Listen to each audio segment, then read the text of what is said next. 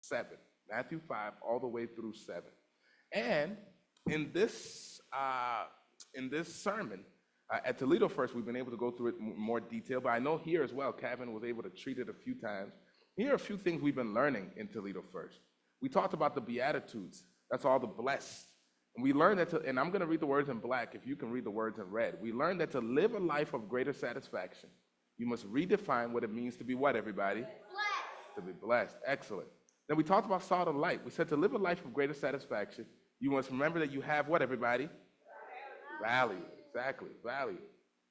Then we talked about true righteousness. We said to live a life of greater satisfaction, you must be clean on the where, everybody? Inside. Not just the what, everybody? Outside. Excellent. Excellent. Excellent. Then we talked about love and hate. We said to live a life of greater satisfaction, you must learn to be at what, everybody? Peace. Peace. And peace, we talked about letting things go. Learn how to let things go. All right. Then we talked about to live a life of greater satisfaction, you must care for your relationships no matter the what, everybody? Cost. Cost. And then here's what I want to talk to you all about today, especially, my message today is especially for the students going back to school. To live a life of greater satisfaction, you must pay attention to the power of your words. Excellent, excellent. I want to tell you one of the greatest lies that have ever been shared in human history. One of the greatest lies is this nursery rhyme that says, sticks and stones may break my bones, but words will never hurt me. That is a what, everybody? Because words have hurt me more than sticks and stones. Words can hurt you. Words are powerful. Talk to me, everybody. The right words can heal you, but the wrong words can what, everybody? Wound. The right words can inspire you, but the wrong words can what, everybody? Discourage. The right words can enlighten you, but the wrong words can miss you. You've got to pay attention to the power of your words. One research has demonstrated that for every one positive message that a child receives, they receive 18 to 25 negative messages. And they say that this is one of the reasons that contributes to low self-worth and low self-esteem, the power of words. Look at Proverbs 18:21. Death and life are in the power of the what, everybody? Tongue. Your tongue can kill somebody, or your tongue can rejuvenate somebody. It's all in the power of your words. An unknown person said, be careful with your words. Once they are said, they can only be forgiven, not what, everybody? Forgotten. Forgotten. Forgotten. Check this one out. Kushan Wisdom says, words are free. It's how you use them that may cost you. Words are free. It's how you use them that may cost you. Check this illustration. This is a picture here. They say words are like a hole from a nail. You could take out the nail, but it's still going to leave the what, everybody? The hole. Be careful with your words. Someone said words are like toothpaste from a tube. Once the toothpaste comes out the tube, you can't put the toothpaste back into the tube. I don't care how much you try. That's how words, you can't put it back in. No, you cannot, young man. It's too hard, exactly. God, it's too big, too hard. You've got to be able to be careful with your words. Matter of fact, so much so that I always say to live a life of greater satisfaction, what Jesus is teaching us is that you've got to learn how to, what's that word, everybody? Think before you speak. So I like to always teach a little acronym with the word think. Think before you speak. Again, if this was a regular day, I would have given this all to the children. They would have stood here with T-H-I-N-K. But there's water back there, so it ain't happening. Come on, somebody. Think before you speak. So talk to me, everyone. The word think starts off with the letter what, everybody? P. So here's the case. Before you speak, ask yourself the question, is what I'm saying true? Is it true? Then what's the next letter in the word think, everybody? H. Before you speak, ask yourself the question, is what I am saying what? Oh, other way. Look at me. Is what I'm saying what, everybody? You see, sometimes you about to say something, but it ain't helping nobody. If it ain't helping nobody, just zip it. Come on, somebody, talk to me in here. If it ain't helping nobody, it doesn't need to be said. Is it helpful? Then what's the next letter in the word I, everybody? Oh. What's the next letter in the word think, everybody? Word I stands for, is it inspiring? Is what I'm saying going to inspire someone? Or I know what I'm saying is going to deflate someone? Think before you speak. The next letter in the word think is what, everybody? This is my favorite one. Before you speak, ask yourself, is it even needed? I love it. Is it needed? Do I even need to say it? Think before you speak. And then the last one is the letter what, everybody? Upside down. That's why you love. That's why I know you got a sharp student over there. Keeps you sharp. And so K stands for, I make sure I get it right. Is it what, everybody? Is it kind? Yes. Is it kind? Is it kind? Think before you what, everybody? Speak. But you not only think before you speak in terms of what you say to others. Think before you speak in terms of what you say to yourself. Because what you say to yourself is even more powerful than what others say to you. You've got to make sure that whatever you're saying to yourself is true. Whatever you're saying to yourself is honest and helpful. Whatever you're saying to yourself is inspiring, needed, and kind. Be careful not just the words you say to others, but how you also speak to you. But words are more, communication are more than just words. There's the 60, the 30, the 10 rule. They say your communication is 60% your body language, 30% your tone, and 10% your words. That means that, oh, we move this way. That means that most of what you're communicating has less to do with what you're saying. Most of what you're communicating has less to do with what you're saying. So your words may say that it's true, but your body is saying it's a lie. Your words may say it's helpful, but your eyes are saying, I'm trying to be hurtful. Your words may say, I'm trying to inspire, but then your attitude is saying, I'm trying to discourage. Your words may say that it's needed, but then your tone may say that this is out of place. Your words may say that I'm being kind, but everything else is communicating that you're being rude. Come on, talk to me, somebody. Y'all know those kind of words. You know when someone says, please, you know what I mean? You know how they say, you got a kind word, but you got the wrong attitude. And students, what I'm here to say to you today is that as you go back to school, pay attention to the power of your words. But in Matthew chapter 5, what words are more than, it's more than words, it's attitude, it's timing, it's intentions. But in Matthew chapter 5, the Sermon on the Mount, Jesus is not just talking about how to properly use our words in terms of words having power. But in Matthew 5, Jesus is also talking about the importance of also keeping your word. It's not just important to properly use your words. You've got to also learn how to keep your word. I want to go through the Bible passage that Jesus talks about, Matthew 5, 33 through 37. Notice what he says. He says, again, you have heard that it was said to the people long ago, do not break your oath, but fulfill to the Lord the vows you have made. But I tell you, do not swear an oath at all, either by heaven, for it is God's throne, or by earth, for it is his footstool, or by Jerusalem, for it is the city of the great king. And do not swear by your head, for you cannot make even one hair white or black. All you need to say is simply yes or no. Anything beyond this comes from the evil one. What is Jesus talking about in this passage? Let me help you. First of all, we have to be clear on what he is not talking about.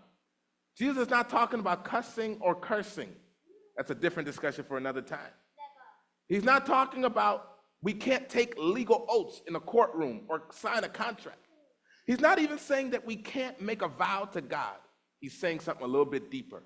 So we need the context. We need the what, everybody? Context.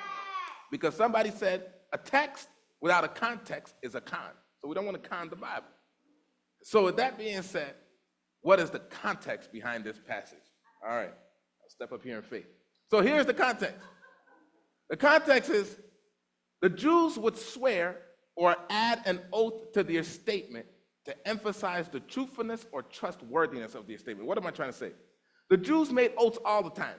They would use God's name and make oaths all the time, constantly. This is what they would always do. But when they made an oath, because of these verses in the Bible, Numbers 30, verse 3, Leviticus 19, 11 through 12, Deuteronomy 10 and Deuteronomy 23, they would always make an oath with God's name. And they believed that if they made an oath in God's name, then the oath was binding. Follow along, everybody. Follow along. So if they made an oath and used God's name, they felt like they gave their word. And if they gave their word, especially an oath with God's name, they felt like they had to keep their word. Is everyone following me so far? Good. Continue. Now, what you must understand is that sometimes what the Jews wanted to do is that they wanted to give their word without actually keeping their word. So for certain motives, maybe flattery, maybe deception, maybe people-pleasing, maybe fear, or maybe manipulation, they would pretend like they're giving their word with no intention of actually keeping their words. Everyone following me so far? Now follow, almost there. I'm trying to explain this. Now, in order to do this, in order to pretend like they were giving their word without actually keeping their word, they had to find a loophole, because that's how you pretend. You always find loopholes. So the loophole you find like, what's a good word? What's a good synonym for loophole? You find a little, way out of it. You find a way out of it. So this is what they said. This is their loopholes. Everyone following their loophole? Follow this carefully. They said, if I make an oath using God's name, it's binding. So they said, I won't make an oath using God's name. I'll make an oath using other names. For example, they said, we'll make an oath using the name of heaven, the name earth, the name Jerusalem, or even we'll make an oath using our hair. And this is what they concluded. They said, I'm making an oath, but I'm not necessarily using God's name. So even if I give my word, I don't necessarily have to keep my word. And so with that being said, Jesus responds to this issue, and he tells them, do not even swear at all. Instead, let your yes be yes, and let your no be no. In other words, what Jesus is saying, what I'm trying to reach to, is that to live a life of greater satisfaction, it's not just important to give your word, you've got to learn how to keep your word. Can I talk about keeping your word real quick? Number one, you've got to learn how to keep your word with others. Is everyone following me so far? If you tell somebody I'm going to be there, be there. If you tell somebody I'm going to help out, help out. If you tell somebody that I'm going to come through, come through. The way to build trust with somebody is not just to give your word, it's to keep it. You've also got to learn how to keep your word with God. If you make an oath, you make a vow to God, keep your word. But last and certainly not least, here's the big one I want to share. You've got to learn how to keep your word to yourself. It's a powerful one. You know, there's a book I read one time called You Owe You by a guy called Eric Thomas. And in this book, he talks about how we make promises to ourselves all the time, but we never keep our word to ourselves. Somebody is here today, you've made a promise to yourself. You said, maybe I'm going to go back to school again. You've given yourself your word. It's time to keep your word. Someone here has made a promise, said, you know what, I'm going to go and get a new job. You have given your word to yourself. I'm here to tell you, keep your word. Someone here has told themselves, maybe this year I'm going to start exercising again. You've given your word. Oh, you see, I got you now. There you go. You gave your word to yourself.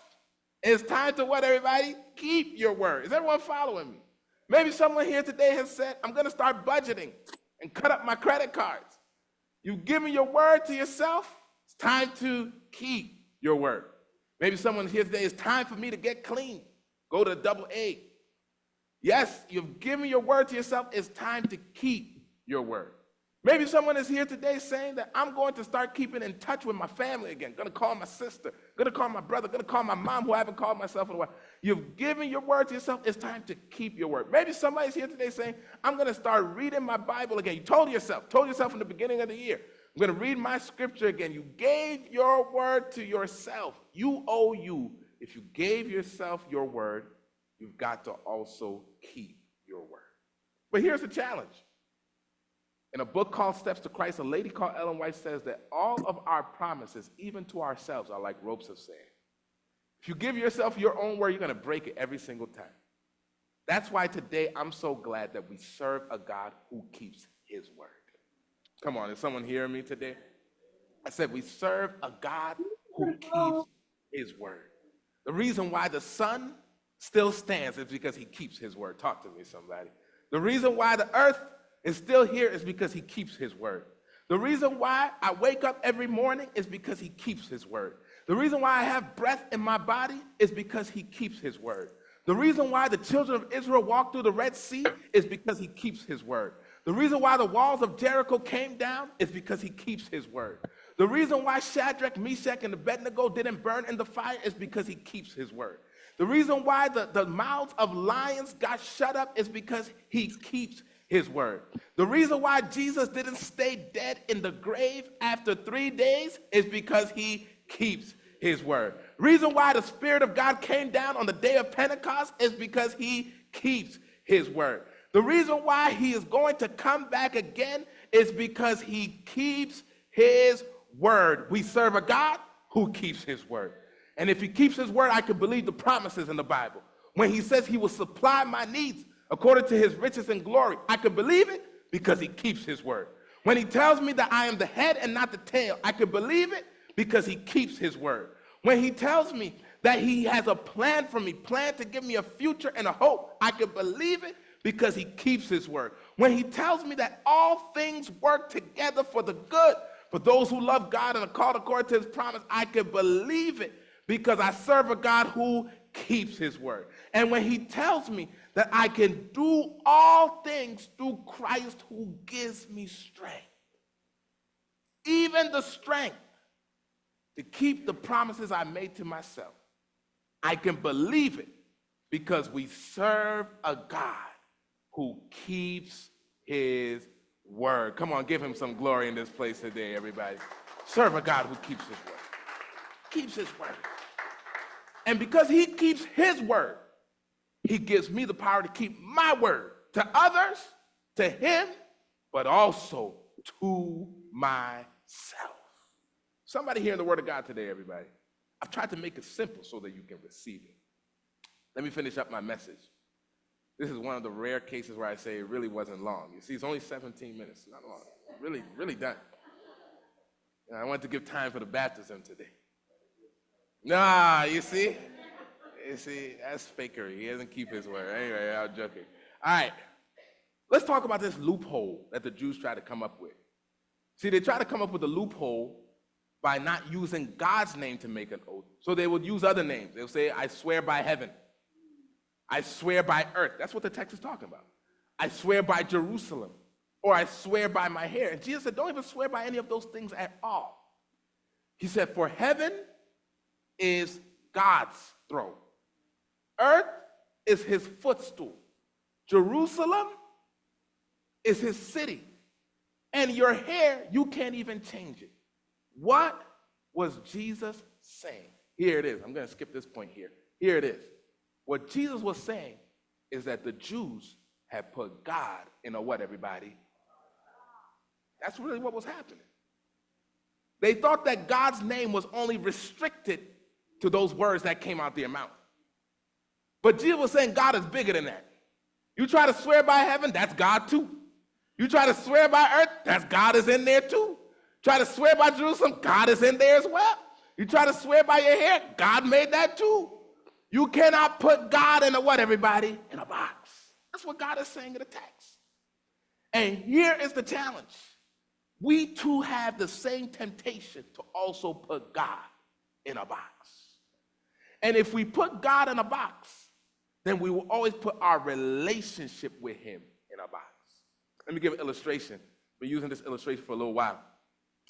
You know, in a similar way, we like to put our lives into boxes. We call it compartmentalization. So, for example, Sean, I promise I'll give these back to you guys. All right. This is for the office. So, for example, we have our school life, and we put it in one what, everybody? Box. Then, you got your work life, and you put it in one what, everybody? Box. Then you got your home life. Everybody with me? And you put it in one what, everybody? Then after that, got my Bible right here. You got your church life. Everyone with me? And you put it in one what, everybody? Box. And here's the secret. We try to live our lives in such a way sometimes where these boxes don't what, everybody? Touch. They don't touch. So you would realize that somebody could act one way in school but act a completely different way at home because they put their lives in what, everybody? A box. Is everyone with me here today? You see some folks, I ain't talking about y'all though, so nice in church, come on somebody, but they're a menace when they go to work because they've put their lives in a what, everybody? In a box. Is everyone following me so far? That's why, and let me just pause right here and say something. This is where so many people got turned off from religion. They saw their parents bicker, argue, and fight at home. They were at each other's throats all the way on the drive to church. Then all of a sudden, once they got out of church, they were smiling kind and happy to every single person. And they said, where did that switch up on me? Because they had placed their lives on a what, everybody? Box. And what Jesus is saying is that to be a kingdom citizen, to be a child of God, to live a life of greater satisfaction, we don't have different boxes. We have one box. And that one box is I'm a child of God. Someone here with me, everybody today? And if I'm a child of God, everything fits into that box. Even if I'm at school, I'm still a child of God because I live from one box. Even if I'm at home, I don't act no different because I'm still a child of God. I live my life in one box.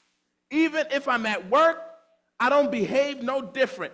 I'm still the same because I live my life from one box. No matter where, no matter who, no matter when, I am always a child of the living God. Where's that toy? And so whether work or students, whether school, whether home, whether gym, whether wherever, I don't put God in a box because he can't fit in any of the boxes. Instead, wherever I am, I choose to be his child. I choose to be his representative. My prayer today is that this is how we live our lives, so that we are not burdened with the burden of duplicity. That's what Jesus is talking about here. But instead, we are liberated with the privilege of authenticity. I can't get you off. Close it. There are 4 people who are saying, by God's grace, we are choosing to no longer live our lives in different boxes. We're choosing to live our life in one box. We are a child of God. And to symbolize that they are children of God, today they're going to go down into the water. It's a death to all other boxes. And they're going to come up in a new life, the box of a child of God. And today we're going to be celebrating them together. May God bless you. May God bless them. And may God bless the hearing and the doing of this word.